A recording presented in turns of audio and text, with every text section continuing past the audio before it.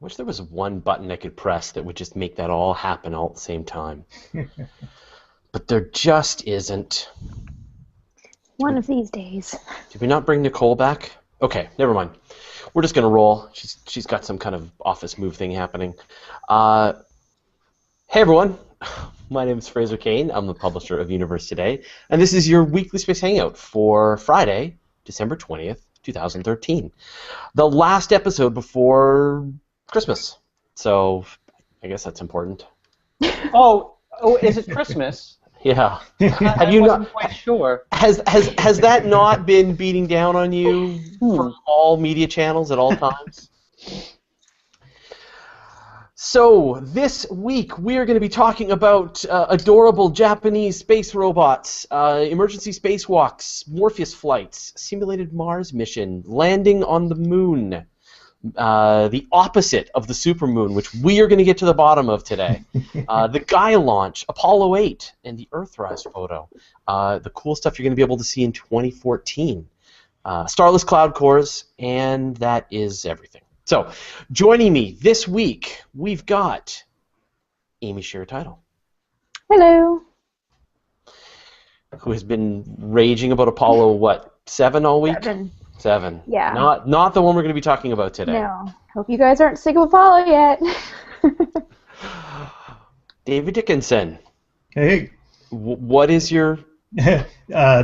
Today, Bolivia launched their very first satellite, and they're now part of the Space Club. They launched it on a Chinese rocket named Tupac Katari, is the name of the satellite. It's actually named after one of the founding fathers of Bolivia. That's awesome. All right. Yes.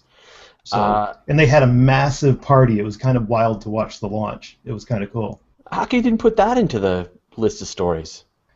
This just came off a few hours ago. I just came from watching it online, and I didn't even know they were going to broadcast the launch live until one of the engineers told me about 20 minutes prior or so. We would be all over that story. All right. Jason Major. Oh ho! Happy Christmas. You are clearly the festivist of the bunch. And we got Nicole Gallucci. New office! And a TARDIS. Is And that a how you TARDIS. get to and from home? Yes, that is my extra storage space, actually, because we have so much CosmoQuest swag here, and NASA swag. Is it? No, I wish I really had a TARDIS for that. It's just like a big piece of cardboard up against your it is. wall? Yeah, yeah. The Blog S wrote about it, and I had to buy it after I saw that. That's really cool. Elizabeth is going to be joining. Elizabeth Howell is going to be joining us, but she's like talking to an astronaut or something right now. So, Likely excuse.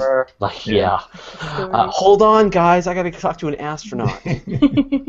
So, okay. So let's talk about. I would say the big news that just happened, really, just like was yesterday, right? Was the launch of Gaia, which is so great. So, Yes. Jason, give people the background on what Gaia is. So yesterday Gaia launched, like Fraser said, and it was an early morning launch. I have to admit I didn't watch it live. It was like 4 o'clock in the morning my time. I was still snuggled cozily in bed. So, but it launched from ESA's spaceport down in French Guiana, and I want to say it was like 9:12 Universal Time. And it was a beautiful launch. I mean, there were clouds moving over in the pre-dawn sky. The Soyuz rocket lit up those clouds beautifully as it kind of like the exhaust was peeking in and out from behind the clouds. It was really, really amazing. Go check it out on Universe Today. I'm gonna show the video in a second here. Okay, fantastic. Anyway, Gaia is Europe's mission to map the Milky Way, and that sounds like a very lofty goal, and it really is. I mean, it's an incredible mission to observe and plot the locations of 1 billion stars in our galaxy. And 1% of the entire galaxy. A full 1%. So I mean that's just an amazing feat. And what Gaia is going to do is it's going to orbit a Lagrange point, which is the Sun-Earth L2, and that's 1.5 million kilometers in back of the Earth as seen from the Sun. So it's kind of I use the term in my article in Earth's shadow, and some people said, well, it's technically not in the shadow because it's not being hit by Earth's umbra. That is true. It will not experience any Earth eclipses of the sun, but it is in that location directly away from the sun as seen from Earth, or I'm sorry, directly away from Earth as seen from the sun. It will orbit this point for 5 years using 2 cameras observing this ginormous field of view, and over those 5 years it will observe all billion of those stars 70 times. Mathematically, that comes out to 40 million observations every day. The goal is to create a complete 3D map of our galaxy. This has never been done before. It is going to let us know more about the Milky Way than any other mission before that. And in addition to plotting the locations of stars and the brightness of stars, and I made a little cheat sheet here because Gaia is actually doing quite a lot. It's going to find exoplanets around nearby stars. It's going to identify brown dwarfs in locations where they haven't yet been found, namely the local area of the galaxy and orbiting nearby stars. It's going to look for asteroids both in the main belt and beyond, and possibly even Kuiper belt objects and minor planets that we weren't aware of but previously. It's going to look for supernovas, possibly 100,000 supernovas over the course of that 5-year mission. And it is going to look to identify gravitational waves that were predicted by Einstein. So Gaia is going to be a really, really busy mission. There's going to be a lot of incredible science coming out of it, possibly for the next half century. They're going to be using Gaia science and findings to just let us know everything about everything. That'll be wild if Gaia detects gravity waves before LIGO does, because Ad LIGO comes online, I think, next year. So Nicole, I don't know if you're an expert on this, but isn't this sort of like one of the last predictions made by Einstein that still hasn't been confirmed definitively yet? Is just these? I want to say yes, but I'm not sure if I know enough to make that comment. That's a Matthew Francis question. It sure is, yeah. I visited LIGO before, and they know gravity waves. They exist. They just haven't had the direct detection yet from LIGO. But within the next couple of years, they will. Yeah, they've detected them around pulsars, like pulsars that are orbiting each other, and black and co-orbiting white dwarfs. Right, and so that you get the gravity waves happening there, but I don't think they've seen. Yeah, they haven't detected a gravity wave pass through the Earth. So anyway, but I mean, can you just imagine? Like, imagine when they've actually made that first map, and then they plot out the positions of all of these stars. I'm sure Google or someone's going to come along and make some kind of cool 3D thing that you can explore. Just like go to this star and go to that star, and this is kind of a follow-on from the Hipparcos mission that did astrometry a few years ago too. So this is and it's going to be interesting. Like Jason was saying, there's going to be new comets, new asteroids discovered.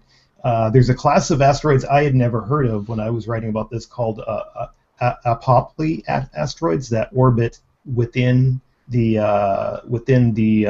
inside of the Earth's orbit. They're apohelion is inside our orbit that they may be able to discover with this. So it's in another space telescope. James Webb is going to be going to the L2 in a few years as well. So now take this into consideration too. Gaia is going up there with this whole suite of cameras. In effect, Gaia is a 1 billion pixel camera that's going to be looking out into the galaxy from 930,000 miles away. I mean, there's nothing has been to that level of resolution looking into our galaxy like this. So anyway, Gaia launched yesterday, and I think it's going to take about a month for it to reach that L2 point, but everything's going very well so far. Yeah. Oh, there were some amateurs that caught images of it last night on its way out. On its way out? L2 point, yes. ESA had a website that they put up that has animations. Looks like a little star moving, like a satellite moving against the background, but there were some amateurs that caught it last night. But was it doing like some kind of like an orbital burn to try and get to that higher orbit? I don't know if they've done the burns yet or if they're going direct there, but it's definitely, they said it was about a 10th magnitude star, so you would have needed like a telescope to see it. It's not one you'd see with your naked eye. So And it would be hard to know whether it was just a satellite or whether it was actually the You'd have to spacecraft. have the ultimate positioning system, so you're aimed right at that location and be able to track it for an hour or two. Yeah. Wow. Right. Go Gaia. Go Gaia! Yeah, Yeah. no, it's really exciting. This is one of the missions that I've been super excited about, and you're going to hear me go on and on about this all next year. But the Rosetta one, where they harpoon a comet, that's next. That's the next big one that I'm That's excited August. about. That's August, right?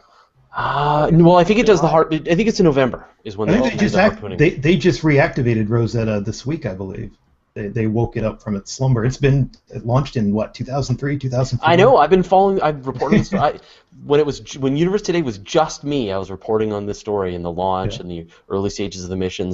They went past like some asteroids, I think, and took some pictures. So anyway, really exciting. Okay, let's move on to the next story. Now I want to talk about Apollo 8. Now, Apollo 8 already happened, Amy, I think. Well, yeah, everything I do has already happened. That's not news. That's not news. Well, the news is that this year it happened 45 years ago, so people are going to be talking about it. I mean, this is sort of like the classic Christmas story, space nerd edition. Slash for Jews who didn't grow up with Christmas. So Apollo 8 launched on December 21st and in 1968, and on December 24th they went into orbit around the moon, and they were in lunar orbit for 20 hours. They did 10 revolutions, fired the main SPS Service Propulsion System engine to begin their trip back to the Earth on Christmas Day. The famous quote from, I think it was Jim Lovell, they did the burn on the far side of the moon, and NASA was sort of waiting to hear back. The time of their reacquisition of signal would be the indication of whether or not the burn had been successful and whether they were back. And they said back, "Be advised, Houston, there is a Santa Claus." So, when you don't have Christmas growing up, that's a good Christmas story. But what's sort of significant about this, and yes, as we mentioned slightly earlier, that I'm sort of stuck in the early Apollo missions right now, is that this was the first mission that did more firsts than I think you can count on both your hands. Like first crew on a Saturn V, first crew to leave the Earth's sphere of influence, first crew to go into orbit around another body, first time a engine left lunar orbit, first time something went into lunar orbit and successfully left it, and it was really that sort of big thing that, aside from Apollo 11 or Apollo 7 sort of proving everything worked, actually did it. Like, this is the first time the spacecraft did what it was designed to do, which was to fly to the moon with people at the controls. And Fraser just showed it, but you should show it again because I was talking through it. NASA has recreated the famous Earthrise picture, and this is I think every single edition of a Best Pictures of the 20th Century book has this picture in the center on the cover. It's that Earthrise. I do a screen share, but I don't know how to do it right without crashing my computer. It looks like this. Is there sound to it that we can hear? I couldn't. No. Yeah, so it was this is what they saw. This crew became the first to actually see the Earth from the moon, and it's you always hear astronauts say that we went to the moon to discover the Earth, and it was really this picture that sort of like sums up, this is our tiny little planet, and you can't see anything beyond our little oasis in this terrifying desert of space. Yeah, so First human beings to set eyes on the far side. Set eyes on the far side of the moon. Yeah. Right? Yeah. First time anyone actually saw, I mean, there had been grainy pictures, but the first people to actually see the entire disk of the Earth, actually get that far away. I mean, they'd had sort of, 850-mile orbits before, but nothing that showed you that. So I always felt in some ways, Amy, that Apollo 8 was the most exciting of all the moon missions, even more than the landing. Of course, I was only 6 months. I was only 6 months old at the time, but so. Yeah, I really think that aside from Apollo 8 and Apollo 13, it's probably the most recognized mission because it was this really, really bold step for NASA to do, which you don't see that kind of guts anymore. Like, there was a lot that could have gone wrong, and they knew that this is the only way to make up time after sort of, the Apollo 1 fire and having just take such a huge step back, and just sort of like, no, we're just going to do it. Like, we don't have a lunar module, let's just do it. Now the great And part they about did that it. video is you get the we get the feeling that we're inside the capsule with the astronauts. I mean, you're listening to them, kind of talk amongst themselves. They're saying, "Hey, give me the color film. Hey, look at that. Oh man, I missed it. Oh, I have it over here in this window. Calm down, Lovell." I love that one. I mean, that was great. I mean, they're really trying to catch this shot because they see this amazing photo op, and really, I mean, it's kind of like it's there and gone because Frank Borman is rotating the capsule. So eventually, they're going to lose that view. Actually, they would have seen that view earlier, except that it wasn't through their window. So they didn't even know there was an Earthrise. It was kind of like in back of the capsule. Yeah, well, this is the thing that people don't really realize is that the moon is tidally locked to the Earth, and so if you're standing on the surface of the moon, the Earth will hang motionless in the sky at all times. Now it's gonna wobble around a bit in the sky because of the libration of the moon, and there are places that you could go on the moon where you would see this kind of Earth rise a bit, like right on the edge of the moon. You would see the Earth rise and then go back down and back and forth. Just like, As the moon is librating, but for most people, they would never see that unless you're in orbit around the moon. Yeah. You're just not going to see this sight, and so that's part of what's exciting. It's kind of not only is it rare for humans to go around the moon and see this kind of a thing, but in fact, even if you're on the moon, you would never see this. You would never experience the Earth rising in this way. So it's it's just a phenomenal sort of piece of work. It's great. I mean, I think they really captured it, and it's great that NASA has kind of gone back every year. I mean, it really is something they like to come back every year and re-celebrate, and good on them. I mean, what a picture. Yeah, there aren't many that sort of parallel that. So. And thanks to LRO for being up there and mapping the locations, because it was because of LRO that they were able to tell where Apollo 8 was was at that point in time and recreate the whole thing. So it's amazing when you think about it, right? They're able to simulate the exact craters that they were going over and that exact point of view of the Earth and match it all up. And just amazing. Okay, great. Let's move on. So Nicole, some kind of starless cloud core. What's this about? Yes. Why do we care about clouds that don't have stars in them? We actually learn about star formation from them, which is pretty cool. I'm going to screen share. I'm on my work computer, so it won't crash, I hope. Yeah, it looks great. I think it's all working just fine. So this is an image that was released from the ALMA, the Atacama Large Millimeter Array, which of course you all know and love as the new telescope interferometer being built in Chile. And this fuzzy, orangey, mishmash cloud here is what's known as a starless core. It's a very dense molecular cloud somewhere in the Milky Way that doesn't have any signs of star formation in it. And what's important about this? So as we've talked about before, star formation is something we know a little about, but we don't know quite how it happens. We have a pretty good idea of how gas can collapse and form stars about the size of our sun and smaller, and that's most of the stars in the Milky Way. But the more interesting stars are those really massive stars, things that tend to go supernova. They're 8 solar masses or more at the time of when they're on the main sequence during most of their lifetime. But we still can't quite figure out how these stars form because in all of our simulations, things start to break up and break apart until when they're the size of medium-sized stars or small stars like the sun, medium-sized star. So how do these large stars form? There's got to be some mechanism that's propping it up. And the way to look for that mechanism is to find these clouds that don't have stars in them before it started to collapse. These are really hard to see because, of course, they don't have stars shining light out of them. So you need a millimeter wave telescope to get to that light. And so this was a great image and a paper that came out in Astrophysical Journal. I will share the link to the press release in a minute. Where they actually imaged this cloud, looked at how much deuterium was in the cloud, because deuterium can only exist in a really cold environment where there's no stars yet.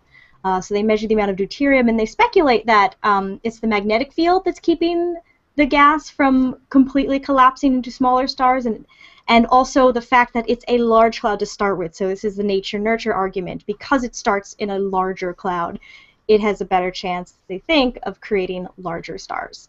So that is the new cool image coming out of Alma in Chile. And you've been to Alma, right? I have. I got to go for the inauguration. That was back in March. March now, yeah. So really amazing site. We had little oxygen bottles because up at the high site, because it's well above. It's one of the driest places on Earth and well above much of the Earth's atmosphere. So enough that I'm like a sea level person that it was a bit of a struggle. And I was really excited and jumping up and down and taking pictures, and that probably didn't help. And how big is the facility? I mean, just how big is the Alma? I mean, is it? It'll end up being 66 antennas. As far as I don't remember what. And when the you say antenna, you're baselines. talking like big old radio dish, right? Yeah, although it's kind of small and cute when you compare it to some others, but it's really, really, really high precision. 12 meter, mostly 12 meter and some 7 meter radio dishes. Yeah. Right now they're going to be in their compact configuration, but they'll also be able to move the antennas on these amazing trucks, which I got to see roll by. They move them out on these trucks to larger configurations, so you get better angular resolution. Now, Nicole, is that something that the square kilometer array would be able to get better looks at when that's all set up? So the square kilometer array, as it's being built, I don't know much about its millimeter wave or submillimeter wave capability. I know they're talking a lot about the low frequency and the mid frequency. I don't know if they're going ahead with the high frequency part of it. I hear more and more about the mid frequency and the low frequency. So then clouds like this would be what, not visible at those frequencies? Right. You're not going to see. Yeah, you're not going to see it unless it's a millimeter wave telescope. And so Alma's still got a good couple of decades of really productive science ahead of it before they have to worry about building the next big millimeter wave telescope. They just resolved a workers' strike down there too this year, didn't they? They did. Yes. I don't know how long that was. That was for a few weeks, I think. Yeah, I remember reading about that. There was a workers' strike, and it's an interesting conundrum because the workers wanted more pay being in such a hazardous site, and the organization that manages the telescope was kind of stuck because relying on federal funding means the money isn't necessarily there to give them the higher. They did end up resolving it, but it wasn't a pretty situation. It wasn't a pretty situation, but it's all working again, and I think they're working on. There's another proposal cycle going on right now, so astronomers are madly writing their proposals to get time. It's probably oversubscribed by a factor of 10 at least, and it's still not even officially all the antennas in place yet. David, there's a supermoon. No, wait, the opposite of a supermoon happening. That's no supermoon. That's no supermoon. No, we just had, this past Monday, we had the smallest full moon of 2013, and it's kind of unusual that during the next lunation, we're going to have the smallest full moon of 2014. They're going to be literally back-to-back. And I actually did a little bit of research when I saw that. I wonder how rare or uncommon are they paired together in December and January like that. And it turns out the last pairing of mini-moons like that we had was 2004-2005. And the next pairing we're going to have is 2021-2022. So about once every decade or so, this kind of phenomenon comes around. I always have to tell people it's not. I always have to say the apparently visually smallest full moon, because the moon is not physically getting larger or smaller. It's just moving away. The moon, through apogee and perigee, varies through its orbit. And when it occurs during a full moon, we have a supermoon or a mini-moon. The mini-moon is a little is a little less known term. It kind of has a PR problem. It doesn't have the big reach that supermoon does. And whenever I write a supermoon post, usually you get the supermoon haters and the supermoon likers out there, because a lot of people argue that supermoon is not anything really. The moon reaches perigee and apogee every orbit. It doesn't always do it near full or new. So it's not really anything that unusual. Because it's like it's kind of a double-sided there. Yeah. It gets people interested in it who wouldn't normally even really think about the full moon unless they're driving home from work and they go, oh wow, check out that moon. I say it reels them in for a discussion on something that's real fact-based science. So I'm kind of okay with it. And this one actually was very near the solstice too, so that's kind of interesting. It doesn't really. This last full moon was the long night's moon during December that stays high above the horizon all night. for Northern Hemisphere viewers. This is the winter solstice for the Northern Hemisphere, and the summer solstice, I like to think of it as the southward solstice. That way we don't leave anybody out. So the Southern Hemisphere viewers don't say, well, it's not winter down here, so you don't have that argument. I like to think of them as the northward June solstice and the southward December solstice. So I hope that all of our Australian viewers have a wonderful, warm, hot Christmas. The way the way it's normal. I've been down to Australia before. They go to the beach for Christmas. So yeah. Like you should. That sounds like that sounds very civilized to me. Well, joining us is Elizabeth Howe. Hey, Elizabeth. Hey, how's it going? Good. Now I know you had a busy phone call that you had to take, so now you're back, and so we've saved up all of your stories, and so now that's really kind. Yeah, we're gonna hit you with them. But I think the big story, and a bunch of us can talk about this as well, is just the update on the Chang'e landing, Chang'e 3. Yes, so where are they at now?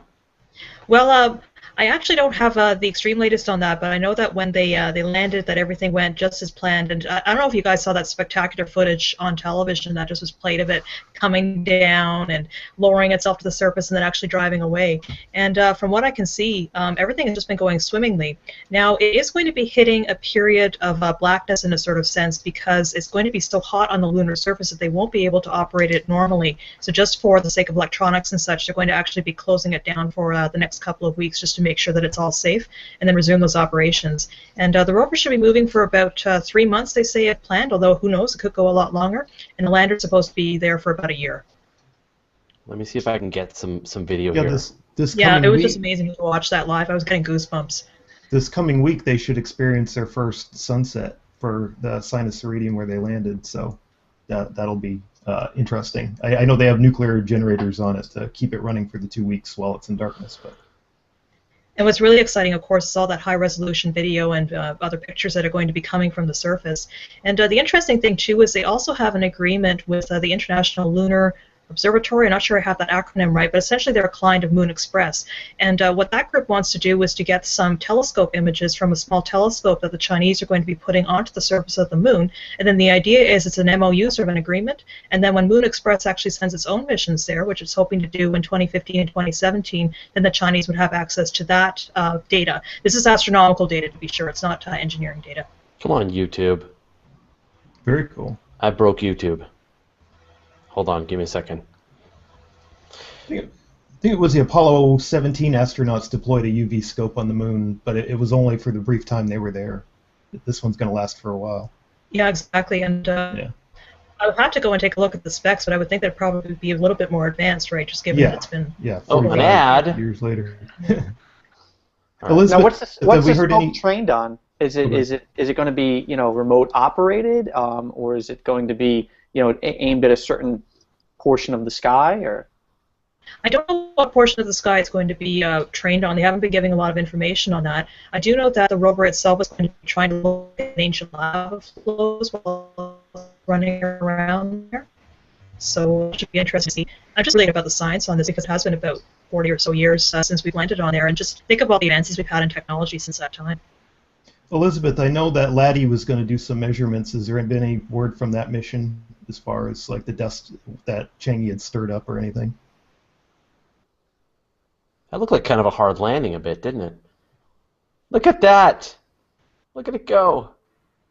I think That's Elizabeth's so cute. frozen. Yeah, she's frozen. Yeah, that was one of the things they talked about, because there was some original worry that it would disturb Laddie's observations of an undisturbed moon, but that turns out not to be the case. They're pretty excited about being able to do those observations. Yeah, that's kind of cool. They're going to get some other science out of it. Mm-hmm. It's very Spirit and Opportunity-esque, isn't it? At the end of the day, it's a pretty small spacecraft that's landing on there. I don't think that it would have a global impact, all the dust, although I'm sure it would move away. It's going to have some impact, yeah. I look forward to the copyright takedown request I'm going to get for posting that video. Yeah, the YouTube copyright policy is overly evil. Are you going to get a cease and desist? I am yeah, I will. Well, but they're using the Chinese feed, right? So Google has robots now. Just know that. No, I know. They don't just have robots. They have that terrifying. It's that thing from the Matrix. It just There's a squid flying outside. Yeah, no. They've got the cheetah bot, right? Yeah. The one that'll go, what is it, 20 miles an hour, and just run you down. And then You they've got just this. get in a car and drive away from it. Have you guys? Oh, I gotta find Yes, this. I've written about those actually. Have you? Do you remember what's the company called? It's Boston Dynamics. Boston Dynamics. Okay. All right. I'm gonna find this, and we can watch this horrendous That, vision of the that future. horsey thing in the woods Yeah. totally freaks me out. I mean, Yeah. Oh, if I there's were, a- they want. Here we go. I did a listicle. I for wish a I could site provide you with on the those. sound, because it We're gonna get sounds into like genders for a this too now. lawnmower. So glad this is not my channel. This is it. You know what? I'm just gonna go with a scorched earth policy now. I'm just gonna let What them. is this? Like, who knows? I think we lost track. It's called the Wildcat. Oh, that thing, yeah. Yeah. Oh, yeah. But you can't hear it. Is the thing. I want to ride it. It sounds like a chainsaw. It sounds like a chainsaw. So imagine it's like some guy on a little motorbike, like a tiny little putt-putt off-road bike. That would be an interesting lunar. Oh, rover it right gallops. Holy moly. It Yeah. looks like it would trip on things, though. And it moves like It would need to something- get a little bit more height. It moves like something out of a Tim Burton nightmare. I mean, it is just like, or Like or- It's You like mean a Tim Burton adorable movie? yeah. The thing is, the movie that there just shows the thing walking along, and you're thinking, okay, I can handle this, and then it goes into full gallop, and you're going, oh my gosh, I'm in trouble. Yeah. So, Skynet's here, basically. So. Yeah. But hold on. Let's see if this is the part where they kick it. I think this is the one where they kick it. Hold on. Oh no! It's Ooh. all right. Wow. Yeah. I, for one, welcome our four-legged masters. It can bound. Sure can. Yeah. Corners. Wait till they wrap a horrible skin around that thing. Oh. Look at that. Oh. Yeah. So And this we happened. are- So the reason we're showing this video, by the way, is because Google acquired Boston Dynamics this week. Yeah. And Google is the people who we're doing this hangout with, and so this should all be kosher. I look forward to my takedown request. All right. Back to space. We have a comment from Flores Brent saying the last few meters they dropped Chang'e freefall to prevent some extra dust from flying around. So Right. that's You don't want to according get that Flores stuff Brent. in. Right. What the heck are you showing? Could you? I'm leaving my screen share on. There we go. Okay. Thank you, Flores. I apologize. All right. Let's No, move actually, on. I don't. Ah, But you have Tom something. Nate says we need to add the coconut clopping for the sound of the caliper. Yeah, I got to hear it. I got to hear this chainsaw rolling in my ears. You guys didn't. So. All right, let's go back to the actual news of the day. Elizabeth, emergency spacewalks. yes, that's actually something I've been following pretty closely the last week, as well as probably a lot of other space reporters, because it's been pretty neat. So what happened essentially was last week on Wednesday, the space station had an automatic shutdown of its cooling system just because one of its pumps was malfunctioning. There was a little valve inside of it that was giving them trouble, and so NASA decided to take two paths just to try and figure out what to do next. So the first path was, okay, let's try and get a spacewalk together, and the second path was, okay, let's see if we can actually fix this valve from the ground. And so while they were getting the spacewalks done on one side, they were doing all these procedures on the other to see if they could move the valve in some way, or maybe there was a backup valve, there's another valve they were looking at a bit further upstream that they could try and fix. So anyway, they were playing with all of this, and then the interesting thing happened, which is the space station is actually going to be going into an area called High Beta, and that happens every year around this time, around December 30th. And what happens is you have so much sunlight hitting the station that it becomes difficult to do dockings and to get spacecraft up there and to do spacewalks. And so just because NASA was hitting that period, they thought, you know what, it's probably a better idea just to get the spacewalk done before they enter that period and they run out of other options. And so that's what they're working on right now. They have 2 astronauts that are going to be heading outside on Saturday, on Monday, and possibly on Christmas on Wednesday. And these 2 guys will be out there trying to disconnect the pump, fly up to get another pump that's sort of sitting outside the station, bring it back over to where the first pump was, reinstall it. Then they're actually going to stow the failed pump outside because they think that in the future they could actually get another valve installed inside of it and to get it working again if necessary. They want to repurpose the parts, right? It's just expensive to bring stuff up there, so as much as they can repurpose stuff, the better.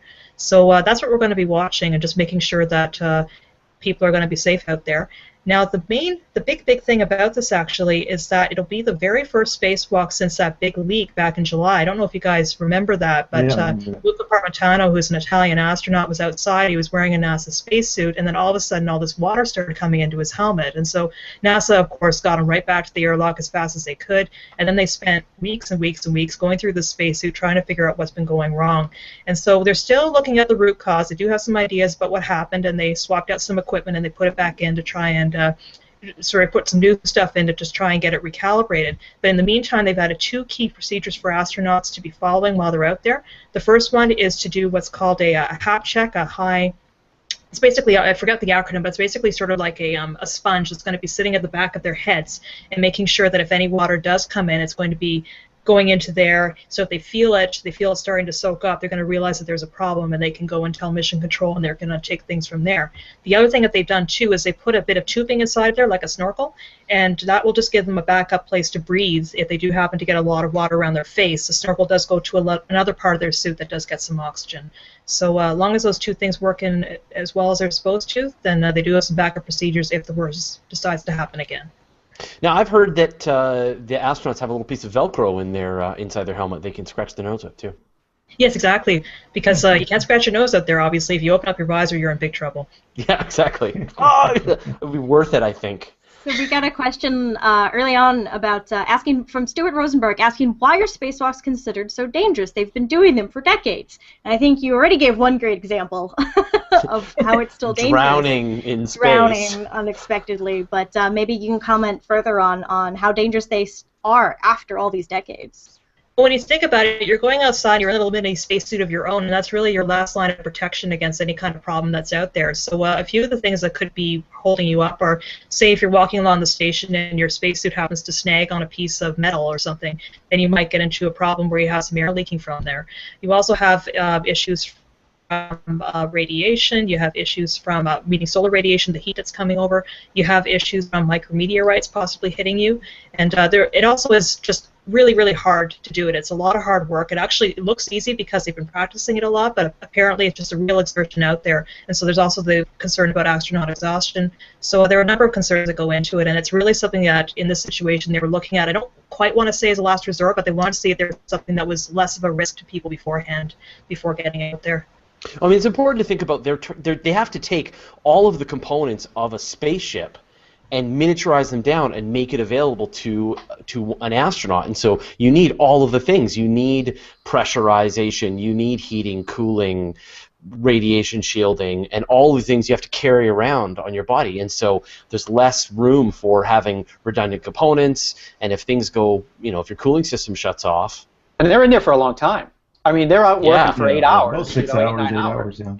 Yeah, it's a 3-diaper spacewalk. Of solar heating, speaking of solar heating, not where we wanted to go with that. They're I doing don't think that's how diapers work. Did I derail you? I apologize. It's all right. They're doing these spacewalks during right around the solstice, where the ISS is reaching a period of full illumination too. So solar heating is definitely going to be an issue for these spacewalks. Elizabeth, you're going to Mars. Yeah, not really Mars, but as close to Mars as I can get it. I'm going to be heading down to the Mars Desert Research Station in Utah, and that's a facility that's run by the Mars Society to, as you just said, try and get as close to Mars exploration as possible. And so the crew that I'm going to be part of is led by the University of North Dakota. I also happen to be a part-time student there as taking a PhD. And what we're going to be doing is a series of experiments just to try and characterize a few things about the area. For example, we have one fellow that's going to be heading outside and taking a look for any hydrothermal vents in the region, sort of any signs of it. And then the idea would be that if we can find it in an area that's sort of in the desert, shaped by wind, shaped by dryness, it might be similar to what you would find in parts of Mars. We also have an experiment that's going to be looking at solar radiation, and it's going to be serving as a bit of an early warning system so that if the sun does belch out a flare, we're going to get a little bit of an alert. I'm not quite sure how it works engineering-wise. I'll have to look at it when I get there. But essentially, it will be sending back an alert to us, and we'll be able to tell if there's a solar flare on the way. Now, on Earth, that's usually not a big deal, but Mars does not have the radiation shielding that we do here because its magnetic field is not quite as strong as ours. In fact, it's just a fraction of it. And so if we were able to build it here on Earth, the idea is that on Mars it would also be useful. So we're really looking forward to it. We've got 6 people coming, 4 from the U.S., 1 from Canada, which is me, and another fellow from the U.S. who's a full medical doctor, which actually is pretty awesome in a remote environment. Ray Sanders says that I should submit diaper to NASA as the standard unit of measurement for spacewalks, which we should. Now, they've done this for many years. I mean, this is like they've been doing this for almost 10 years now. I'm trying to think how long they've been doing these. Yeah, 2002. And the thing is, the habitat has been going through a lot of changes over those years. You know, for example, for a while they actually had a compost toilet, and you had to do this procedure when you went to the bathroom where you would use a jar and then you would be pouring it into a funnel and it would somehow go into the toilet. I don't know. Anyway, not any of that today, thankfully. I'm going to be using a standard flush toilet, and hopefully nothing interesting should happen there. And they also have been doing things like making sure that things are upgraded, because just like the International Space Station, as things age, you need to make sure that they get replaced or modified in some way. So, for example, about 4 years ago, they put in a better kitchen because the other one apparently was just not standing up anymore. And they've been doing things like adding rugs and other sorts of important things. And another exciting thing, too, is they did put a tunnel in between the habitat and a nearby greenhouse. And so it turns out that if we want to leave this 1,200 square foot habitat about the size of an apartment, if it becomes too much for us to be together all at the same time, we can just escape through this tunnel over to the greenhouse and spend some time alone over there. So it's really nice. And they're hoping to add some more tunnels as time goes on.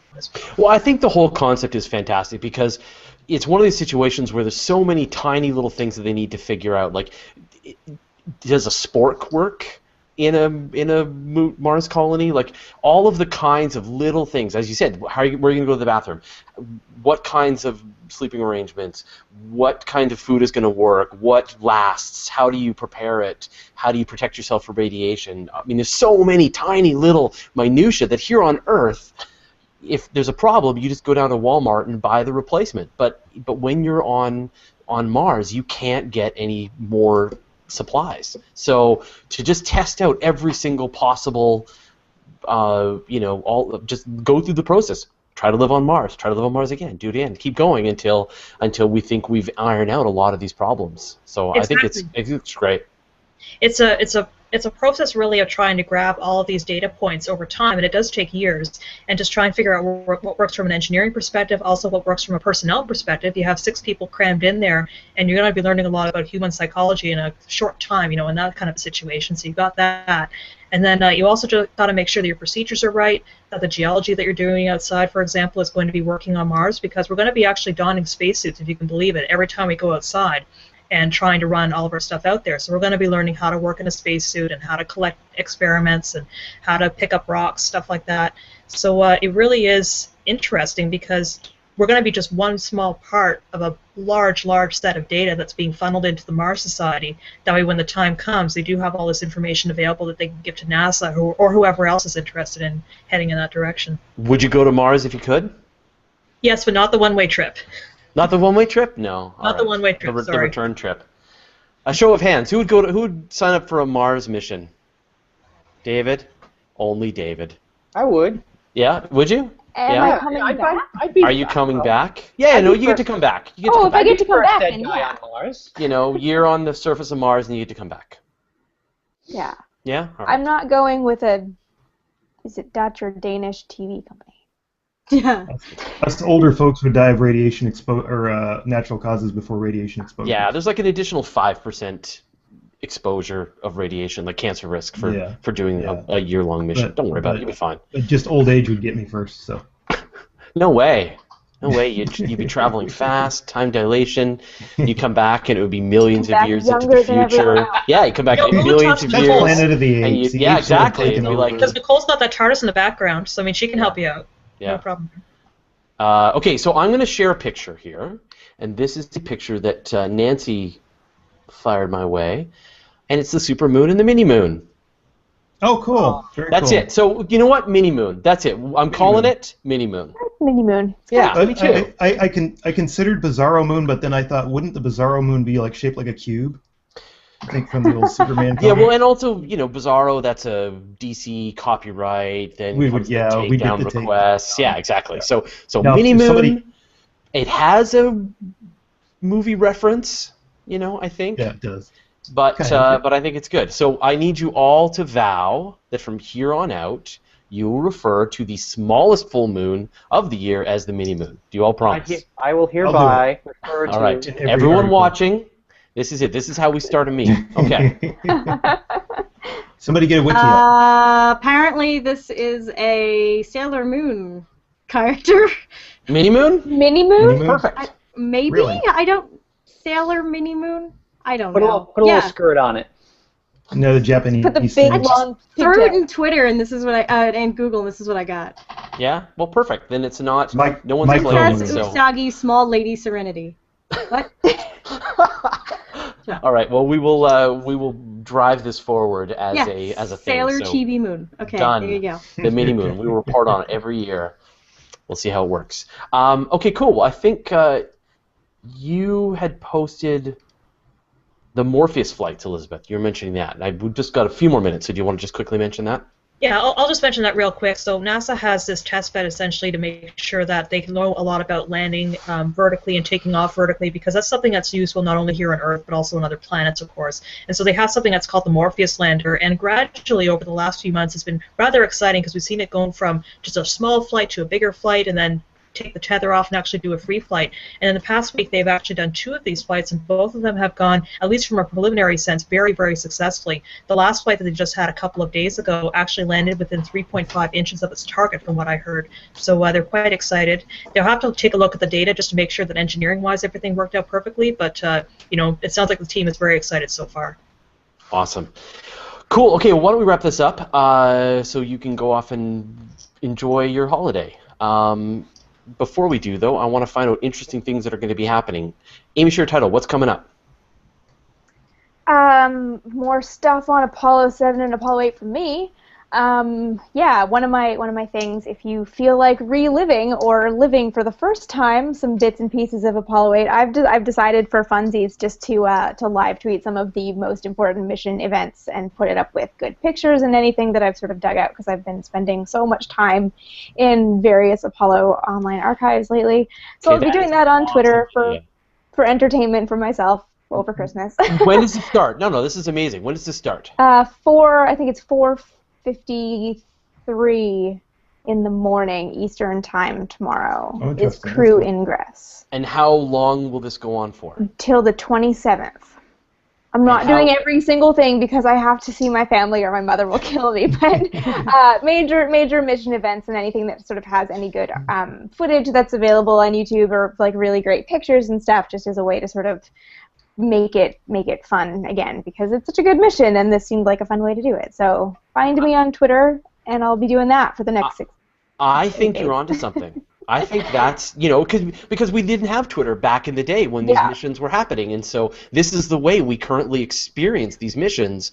Yeah. I think you've cracked the code, Amy. Yes. So we're gonna promote Apollo that. That's really Twitter awesome. Miss each other by 1 years, I think. Just a half century or so. Yeah. That would be great to just sort of experience all of the minutia of the mission. I think that's great. That's a terrific idea. And speaking of terrific ideas, David Dickinson, you've got an epic post that's going to be coming. I have been hiding away writing my 101 astronomy events happening for next year, and we'll probably be talking about that. I should have it out by next Space Hangout. So we will be talking about everything that's in the coming year that's the astronomically mandatory and bizarre, because there's a few interesting things I've come across. And we'll talk about the eclipses and the meteor showers and the prospects for those, and the mini moons and the super moons and everything else that's happening. So and the comets that are almost going to hit planets. That's going to be an interesting one. Will you tell me when Mercury is going to be in retrograde?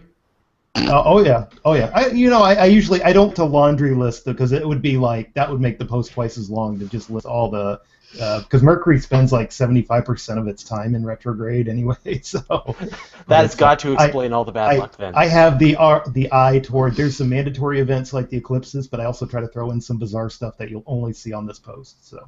Dave, when will Earth be destroyed? That's what the people want to hear. 2012. You missed it. It will be destroyed in 2015 when the new Star Wars and the new Avengers movie comes out because the internet will implode.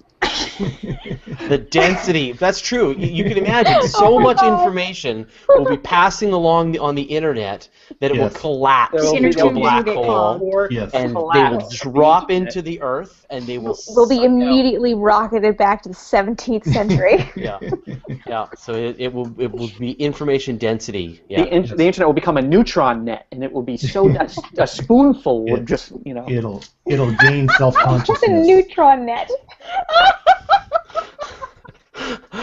Elizabeth, now you talked about the Mars mission, but you're going to be maintaining a series, right? I'm going to be doing a series. It'll be running on space.com during that time. And during that time, I'll also be trying to post updates on Twitter. The thing is, we do have limited internet, just like they do in space. We want to make it as much of a simulation of that as possible. But I will be online quite a bit. And if you guys have any questions, you're always free to tweet me at HowlSpace or to try and track me down through my website, and I'll be happy to answer any questions as we go. We should have some videos also that are going to be uploaded to the Mars Society YouTube, because what we're doing is we're trying to duplicate those space-to-ground videos that NASA's just been doing between the space station, talking about the space station research. So we're going to be trying to do the same thing down on our little site there. Will you have to wait a half an hour every time you click a link on the World Wide Web? Actually, one thing I should note is that we are not allowed to do phone calls or live chats or anything like that because it's not an accurate simulation of what would happen. And that's why they have such an emphasis on us doing videos, because that is how the crews on Mars would likely be communicating with the people here on Earth, uploading videos and talking about what they've been doing during the day. And then they would just sit there and patiently wait until the people were able to put together another video and send it back. So likely it would just be about once a day. I think video is good because we can really watch the breakdown, the mental breakdown, and when the space madness sets in, and we can sort of see in stages as your personal journals turn into a sci-fi horror movie. Okay, exactly. So about week one, maybe beginning of week 2 is probably when it's going to happen to me. Yeah. So. Yeah. Okay. Great. Perfect. Yeah. Jason Major, what's happening? You know what? I'm just going to put up some awesome space news as it happens in my typical knee-jerk journalistic pattern, where if I see something cool, you'll find out about it. So. Do you promise? I promise. I promise Mini Moon, and I promise knee-jerk journalism. Swear on the Mini Moon. Knee-jerk journalism. Knee-jerk journalism. Nicole Gallucci. Now that you have moved to your fantastic new office, you have a super-duper computer, you've got your own TARDIS, what can we expect in the new year? Well, actually, funny you mentioned Mercury in retrograde. I'm slowly working on a post on Skepchick about why so many people believe that Mercury being in retrograde makes your technology go weird. I'm trying to track down the origins of that. And then actually for my actual job, I am writing all the grant applications to keep CosmoQuest going for the next couple of years. And getting ready for the American Astronomical Society meeting, which is the first-ish week of January. Where's that going to be? It's in the D.C. area. It's at a resort in Maryland, so it's not in its usual place in D.C., so it's a little bit off the beaten path, I think. But I will be there, and I'll be judging student posters, giving a poster, and doing workshops, and hopefully doing at least one live hangout from the meeting. Fantastic. Yeah, that'll be great. And so, of course, I am publishing Universe Today and releasing a whole bunch of cool videos on YouTube. We've upped the rate, so we're now doing 3 videos a week. We've got the 2. I'm hearing like a buzz. Where's that coming from? Inside your head. Inside. The bees. It's the aliens that live at a very high rate of speed. I think it's that Boston Dynamics robot coming to your house. So we've got so the normal 2 videos we've been releasing every week, and we've now added a 3rd level of interviews. So once a week we've done an interview with who have we gone with so far? We've had Mark Morris, we've got Mike Brown, we've got Kevin Grazier, so anyway, these are coming out every week. for weeks and weeks, and it's You just just did one with Thad Sasbo, right? we did, yeah, with Dr. Thad Szabo, which was great. Szabo. We had Emily Lakdawalla the previous week, and tons more coming. So people really enjoy it, and it was great to interview them. Actually, we got so much footage. I don't even. We could be digesting this for years. So anyway, so thanks everyone to the dedicated team of space journalists. I, as always, super appreciate you joining me on this hangout. Thanks to everyone who watched us, and if I hope you have an interesting and fun holiday, whatever you plan to have. I think we're gonna have a Festivus. Yeah. Feats of strength for the rest of us. and we will see you all next Friday on, I guess, on the 27th, where I think we're going to try and do a wrap up. We're going to try and sort of talk about all the big stories that happened in the year. A clip show, really. So. Ooh. All right. Only Thanks. without clips. Without clips, Please yeah. do All right. not. Well, thanks everyone for watching, and we'll see you all next week. Merry Christmas. Happy holidays, everyone. Bye. So, Yes, Jason, yeah. give people the background on what Gaia is. Well, so yesterday Gaia launched, like Fraser said, and it was an early morning launch. I have to admit I didn't watch it live. It was like 4 o'clock in the morning my time. I was still snuggled cozily in bed. So, but it launched from ESA's spaceport down in French Guiana, and I want to say it was like 9:12 Universal Time. And it was a beautiful launch. I mean, there were clouds moving over in the pre-dawn sky. The Soyuz rocket lit up those clouds beautifully as it kind of like the exhaust was peeking in and out from behind the clouds. It was really, really amazing. Go check it out on Universe Today. I'm gonna show the video in a second here. Okay, fantastic. Anyway, Gaia is Europe's mission to map the Milky Way, and that sounds like a very lofty goal, and it really is. I mean, it's an incredible mission to observe and plot the locations of 1 billion stars in our galaxy. And 1% of the entire galaxy. a full 1%. So Yeah.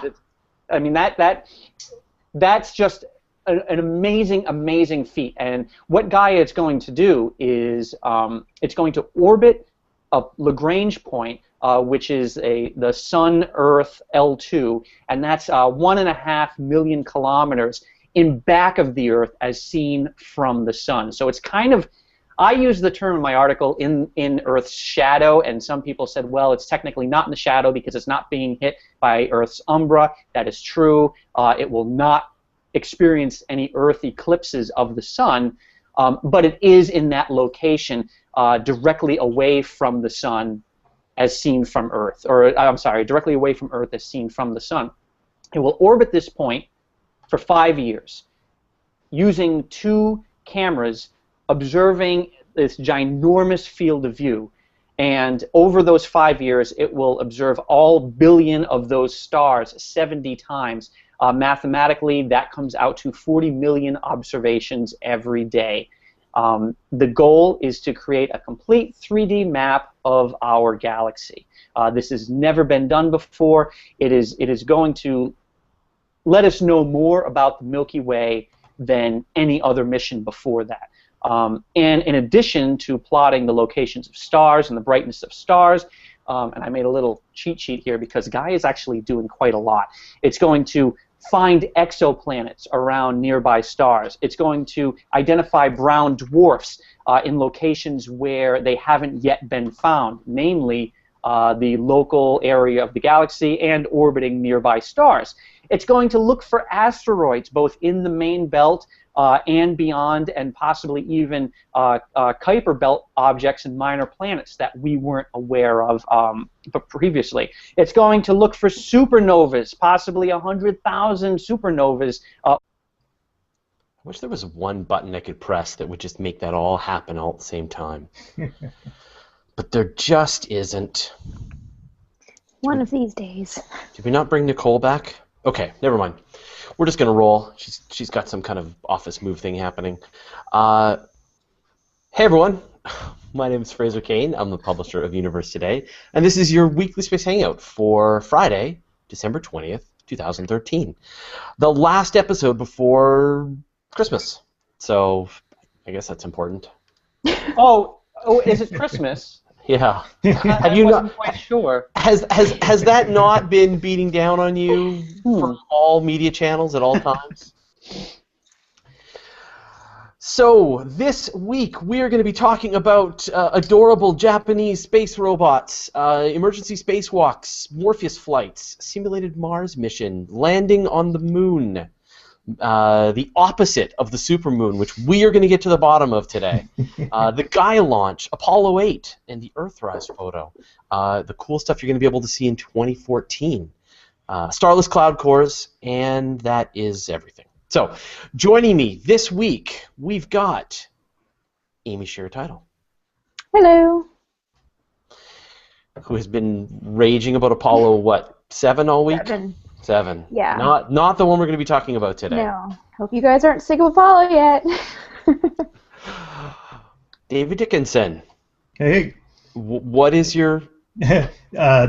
Today, Bolivia launched their very first satellite, and they're now part of the Space Club. They launched it on a Chinese rocket named Tupac Katari, is the name of the satellite. It's actually named after one of the founding fathers of Bolivia. That's awesome. All right. Yes.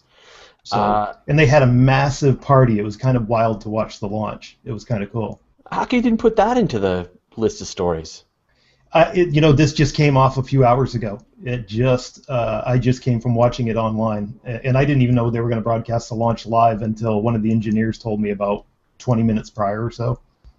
We would be all over that story. All right. Jason Major. Oh ho! Happy Christmas. You are clearly the festivist of the bunch. And we got Nicole Gallucci.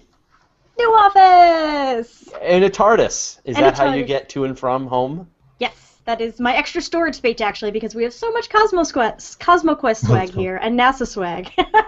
Is it? No, I wish I really had a TARDIS for that. It's just like a big piece of cardboard up against your wall? Yeah, yeah. The Blog S wrote about it, and I had to buy it after I saw that. That's really cool. Elizabeth is going to be joining. Elizabeth Howell's going to be joining us, but she's like talking to an astronaut or something right now. So, Likely excuse. like, yeah. Hold on, guys. I got to talk to an astronaut.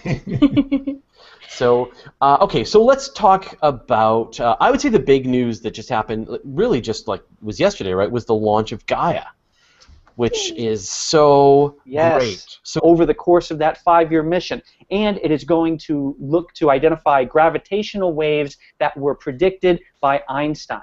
So Gaia is going to be a really, really busy mission. There's going to be a lot of incredible science coming out of it, possibly for the next half century.